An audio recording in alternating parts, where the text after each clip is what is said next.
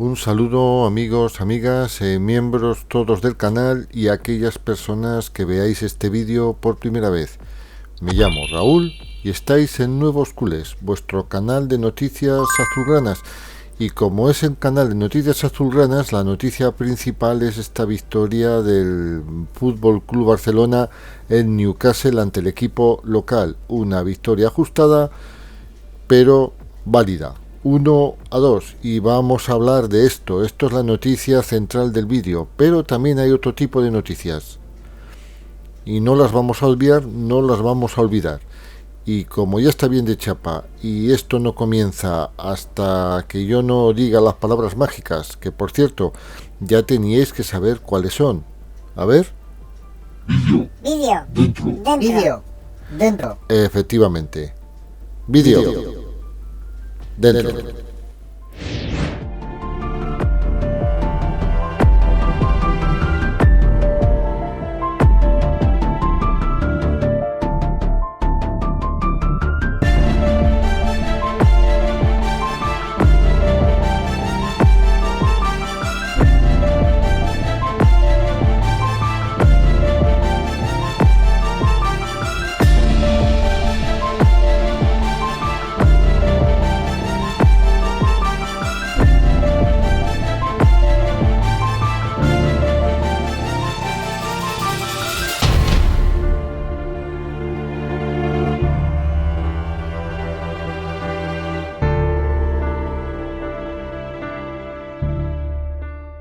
Y comenzamos este trabajo, este vídeo, con una anécdota no ocurrida precisamente este día 18, sino una anécdota que ocurrió el día 17, me la dejé en el vídeo de ayer, y es que la situación es graciosa y no es nada habitual. Es una anécdota que se produjo un 17 de septiembre del año 1978, y cuando os la cuente vais a alucinar.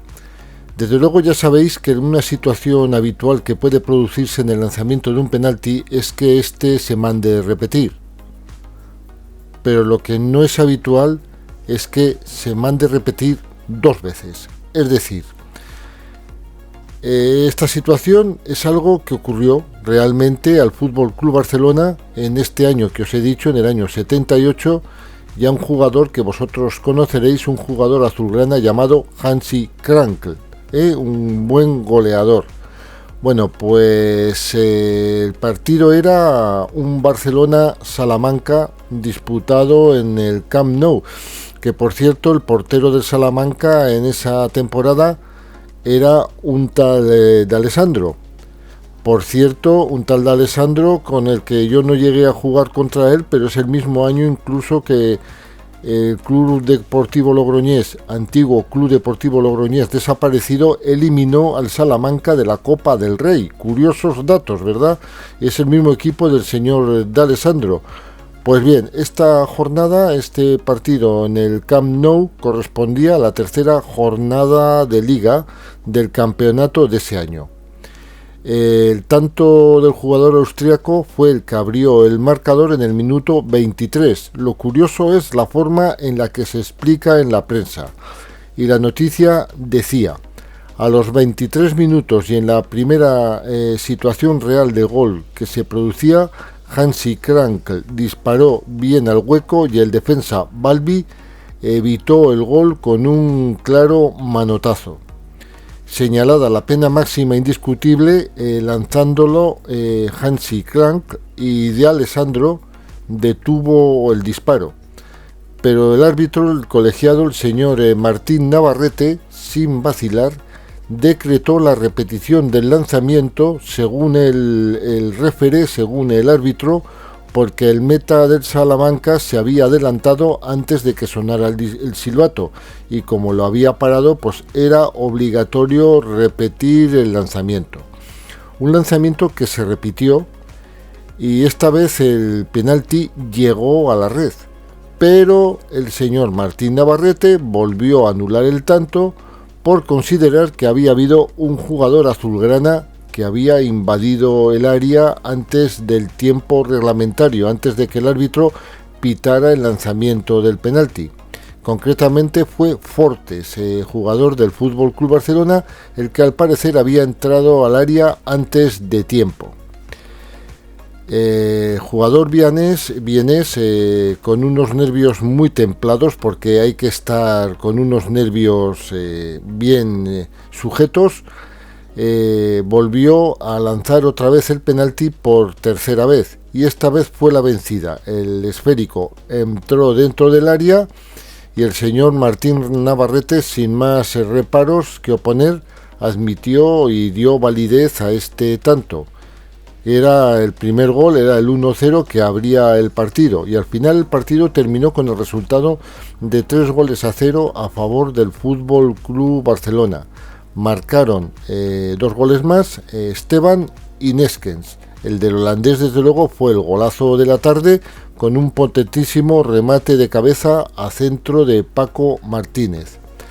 El reglamento en mano en esa época era posible que las decisiones arbitrales fuesen correctas y que los motivos de invalidación en los 2 primeros lanzamientos fueran apreciados con exactitud.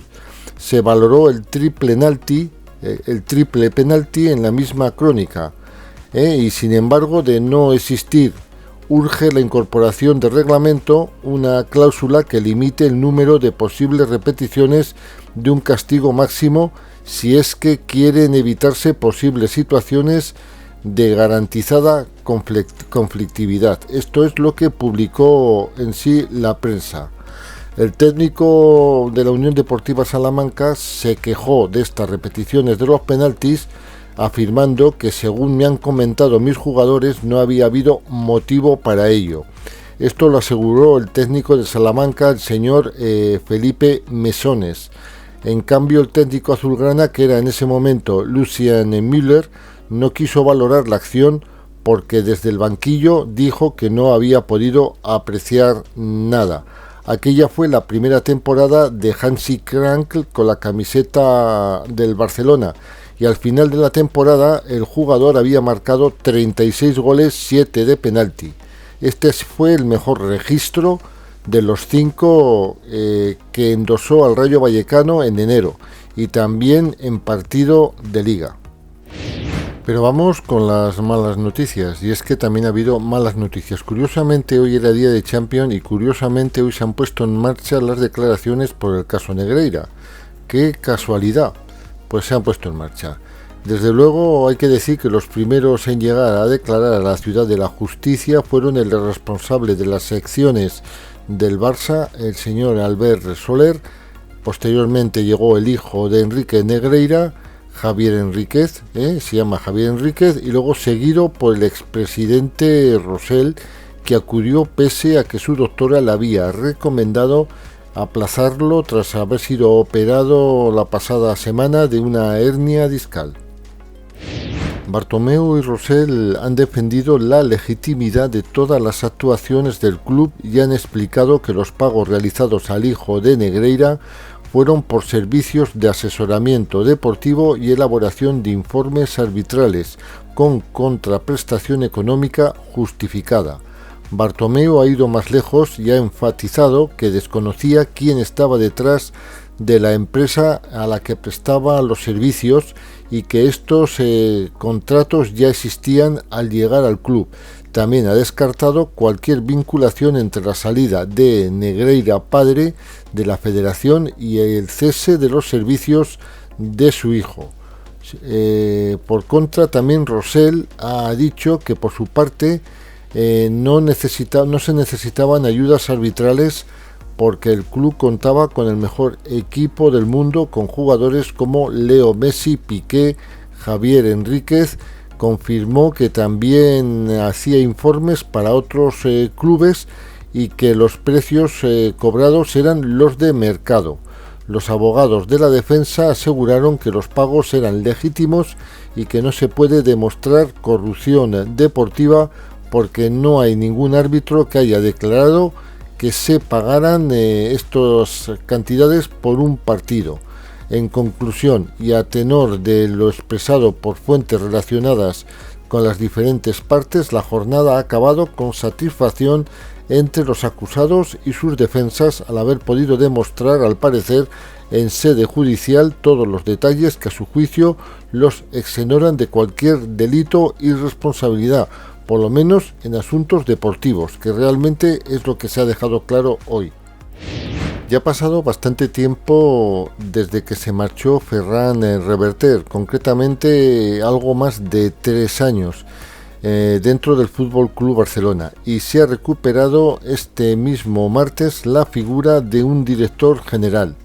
Este director general actualmente va a ser el señor Manel del Río, fichado por el club en septiembre del 2022 como director financiero y mano derecha de Maribel Meléndez, entonces directora general corporativa.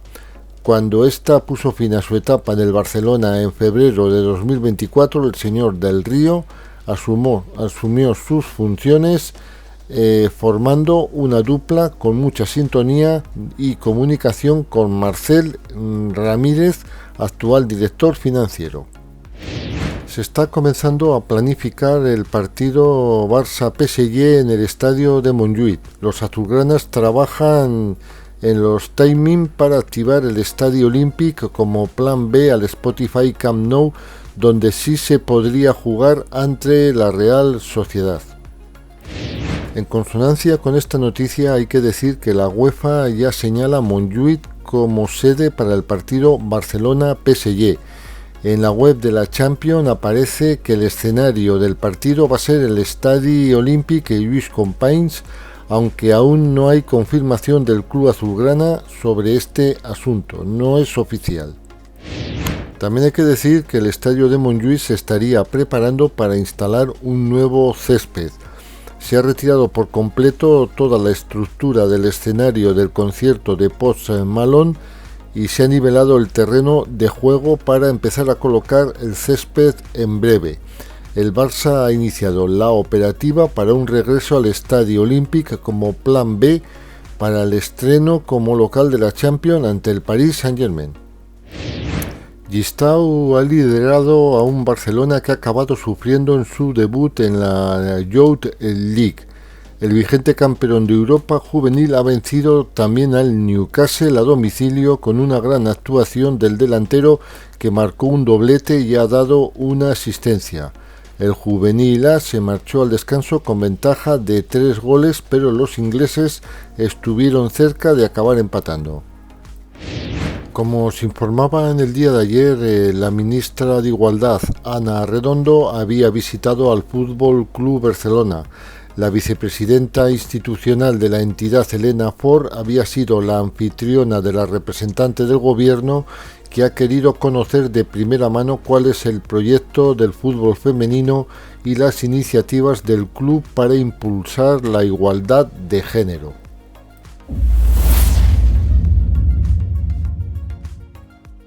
Conocidas las alineaciones en la previa del partido, antes de empezar este lance en el Reino Unido entre el Newcastle y el Fútbol Club Barcelona, hay que decir que los dos entrenadores ocultaban hasta último momento sus cartas. Se estaban mostrando como verdaderos taures y los dos generan distintos comentarios cuando dan a conocer el 11 con el que salían al terreno de juego para comenzar este partido. El más sorprendente era el propio Newcastle. Tras unos días planteando la idea de cómo parar a Nick Woltemade y sus 1,98 metros de altura, pues Eddie Howe se sacaba de la manga la no alineación del delantero alemán desde el principio. Y claro, Hansi Flick lo había estado preparando con la posible entrada de Ronald Araujo en el 11 para paliar esta diferencia de altura. El entrenador inglés también iba a salir con Barnes y Gordon en la punta de ataque, que es un ariete mucho más móvil. En este 11 también se alineaban jugadores como Nick Pope en la portería, Trippier, Schär y Barney Livramento en defensa, Tomali, Joelinton y Guimaraes en el centro del campo, y por delante 3 delanteros, Elanga, Burns y Gordon, una delantera, y en el banquillo quedaban jugadores como Thompson, Ramsdale, Hall, Bodman, Thiaw, Kraft, Murphy, Goltemade, Willock, Milley, Osula y Jacob Murphy. Era todo verdaderamente sorprendente. La suplencia del germano era la única sorpresa, sobre todo, pero importante, en un once que los demás jugadores eran muy titulares y desde luego no se sabía hasta cierto punto cómo iba a reaccionar el equipo de Hansi Flick con un Araujo preparado para marcar a este jugador. Hay que decir como curiosidad que Anthony Elanga será el único jugador del Newcastle que había llegado el verano pasado. Los urracas habían desembolsado más de 61 millones de euros por él. Goltemade había fichado por 75 millones. Thiaw, que también estará en el banco o iba a estar en el banquillo, se había fichado por 35. Guisa por 57 y estaba lesionado, y Jacob Ramsey por 45 y tampoco estaba convocado por lesión.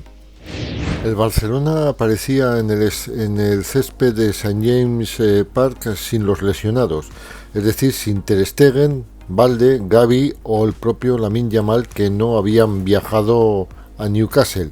Hansi Flick se había decantado por el once inicial determinado para el estreno de esta Champions 2025-2026 y que desde luego también había escondido sus cartas como los ingleses, pero la alineación de Hansi Flick era mucho más evidente que la del Newcastle.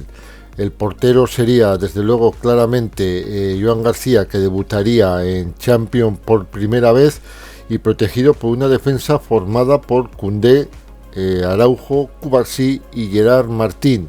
En el doble pivote nos encontrábamos con Frenkie de Jong y Pedri González, y luego por delante 3 medias puntas que eran Rafinha en la derecha, Fermín en el centro y Rashford por la izquierda, y en punta de ataque sería Lewandowski como único delantero. Eran 4 cambios con respecto al equipo que había goleado al Valencia el pasado domingo, es decir, aparecían Araujo y De Jong, Rafinha y Lewandowski, que entraban por Eric García, Marc Casado, Rooney Bardghji y Ferran Torres. El uruguayo se entendía por envergadura para parar al gigante alemán, sobre todo a balón parado, aunque al final la trampa estaba en que el alemán no había salido y partía desde el banquillo. Luego Frenkie de Jong volvía otra vez después de su lesión. Rafinha no necesitaba ninguna explicación, y el polaco, que ya estaba más en forma, se reincorporaba de manera progresiva al equipo, como había demostrado con su doblete en Valencia. Menos Araujo, que ya era menos habitual, aparecían, ya os digo, Frenkie de Jong, Rafinha y Lewandowski como pilares de Hansi Flick. También hay que contar que en el banquillo se quedaban los porteros Szczęsnik y Diego Kochen, los defensas Christensen, Eric García y Joffre Torrens, los centrocampistas Marc Casado, Dani Olmo y Marc Bernal, y los delanteros Ferran Torres, Rooney Bardghji y Tony Fernández. El partido contra el Newcastle dejaba cosas claras, como que Pau Cubarsí se tuvo que retirar con molestias en una de sus rodillas. El central fue sustituido pasada la hora de partido por su compañero Andreas Christensen. También nos dejaba que Marcus Rashford parece que empezaba ya a entender más el juego del Fútbol Club Barcelona y lograba 2 verdaderos goles que abrían la lata. Encima, el delantero británico fue por primera vez MVP del partido, por estos 2 goles que marcó, y desde luego se estrenaba en partido oficial en Champions como azulgrana.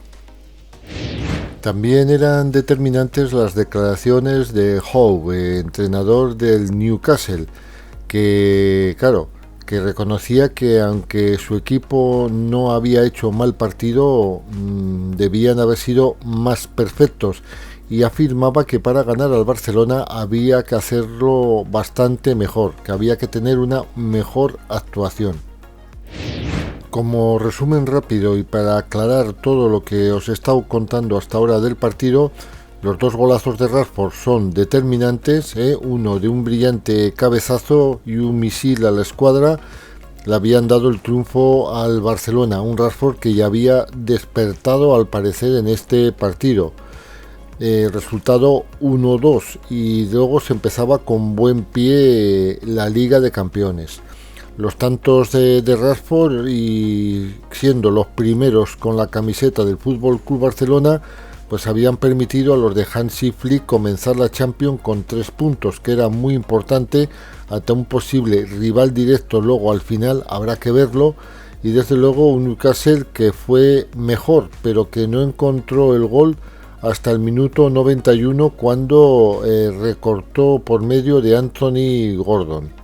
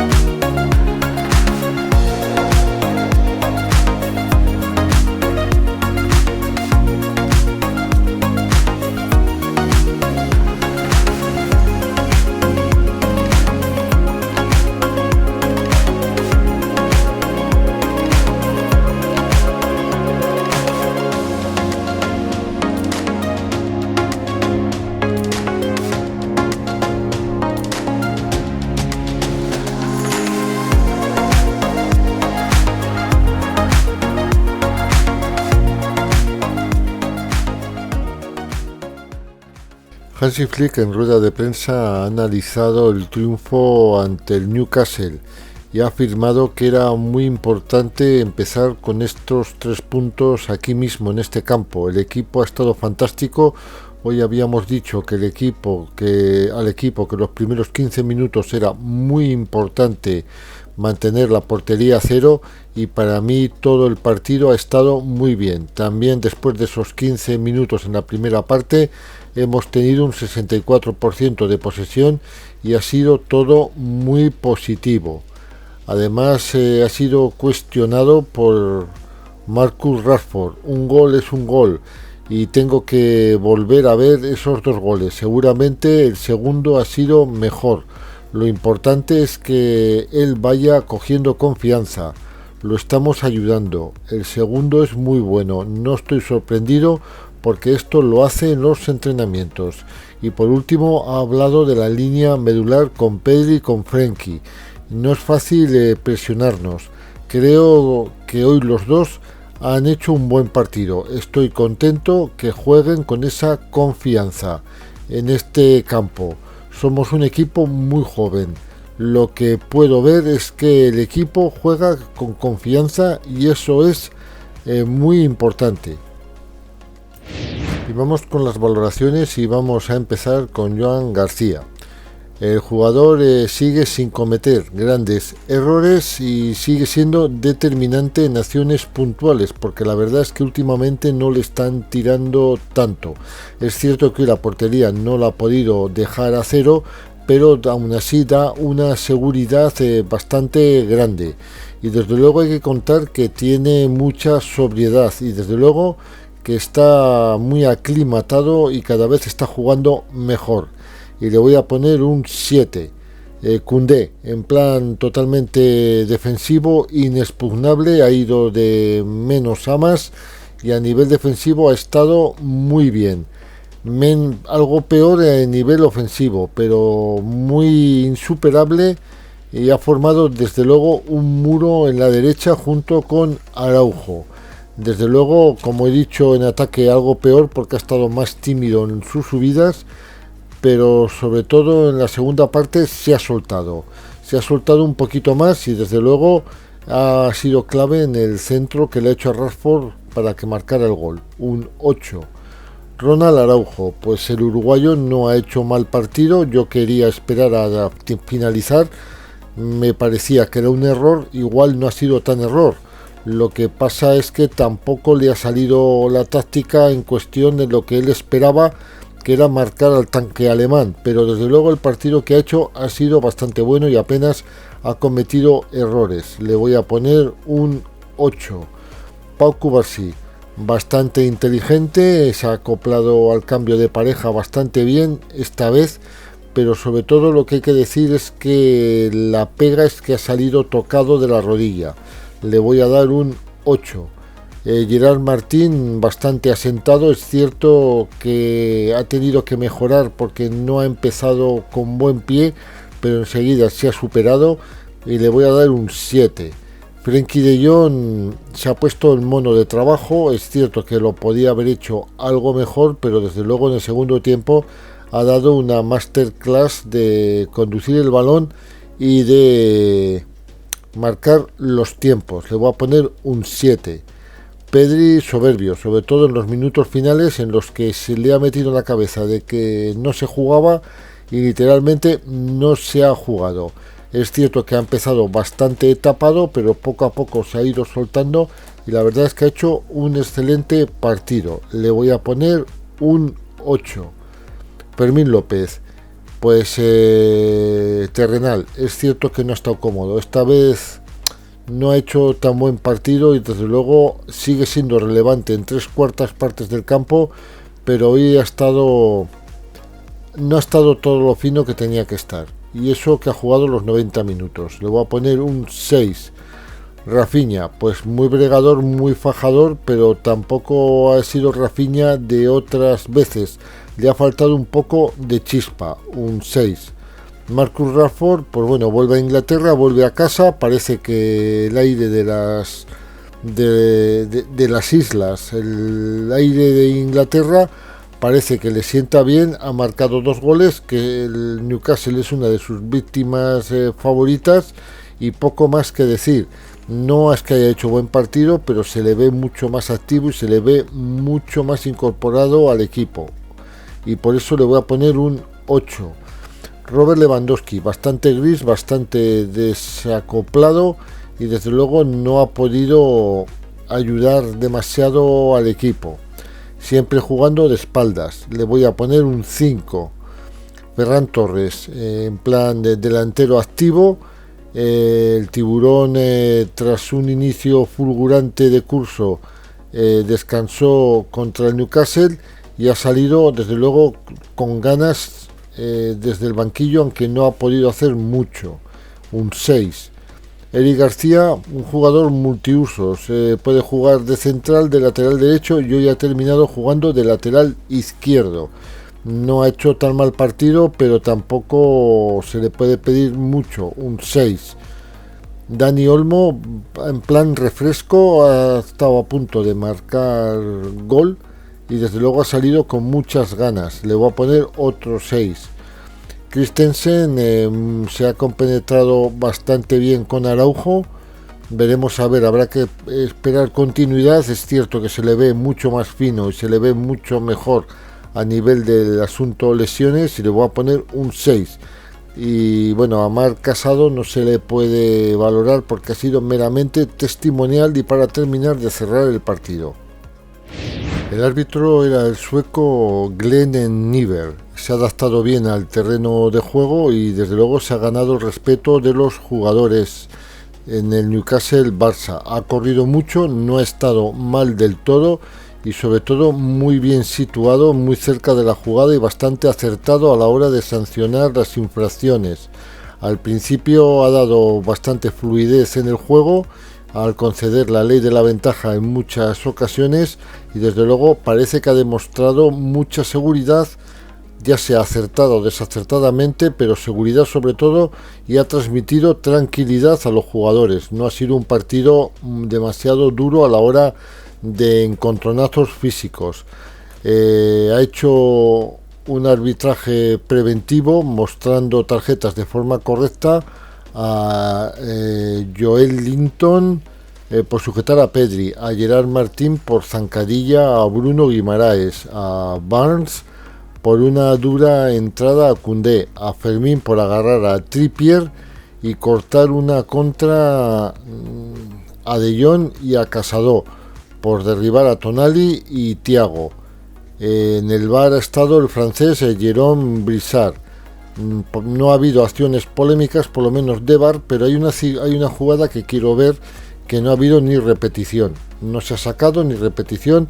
Es cierto que no se ha reclamado tampoco demasiado, pero podría haber habido un potencial penalti a Ferran. No sé la jugada y no me valen fotogramas, pero podría haber habido un potencial penalti. No sé exactamente qué valoración darle, pero bueno, ahí está la circunstancia y habrá que verla y analizarla durante la semana cuando empiece a poder ver las fotografías que me puedan llegar. Por lo demás, el partido ha sido bastante bueno.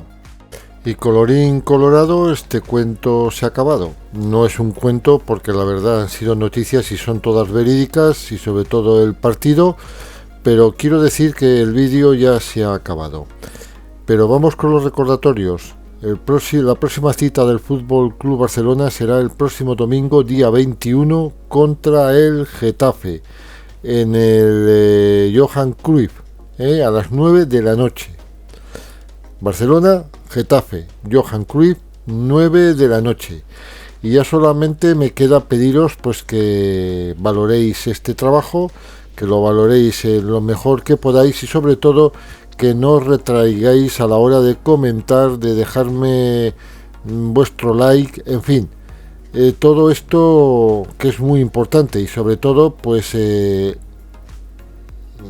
no solamente es dejar el like y dejar los comentarios, sino también suscribiros al canal si no estáis suscritos, o por lo menos comprobad que lo estáis, porque YouTube ha podido daros de baja. Estas cosas suelen pasar. Y solamente ya deciros que nos veremos en un próximo vídeo, seguramente este próximo viernes, Dios mediante, y apenas sin saborear esta victoria vamos a entrar otra vez en dinámica liga. Chicos, chicas, lo que os digo siempre, sois muy importante y tenéis que tenerlo en cuenta, porque no solamente lo sois para el barcelonismo, lo sois también para el canal y para mí personalmente. Nos vemos en un próximo vídeo y el recordatorio de cuidaros está sobre la mesa. Visca Barça. 1, 2, 3. Fútbol Club Barcelona. Noticias en nuevos culés.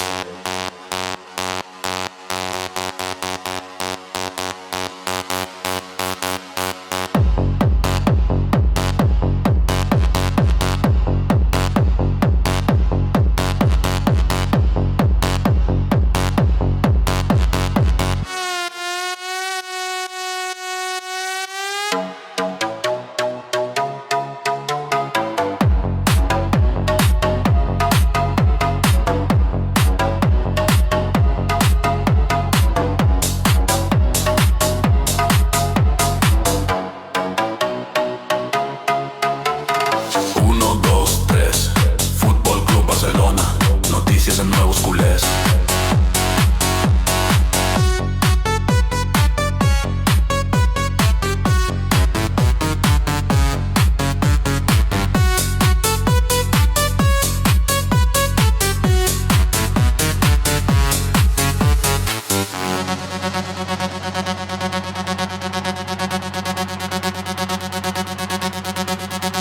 Uno, dos, tres.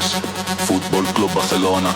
Noticias en nuevos culés, culés, culés, culés, culés, culés, culés, culés.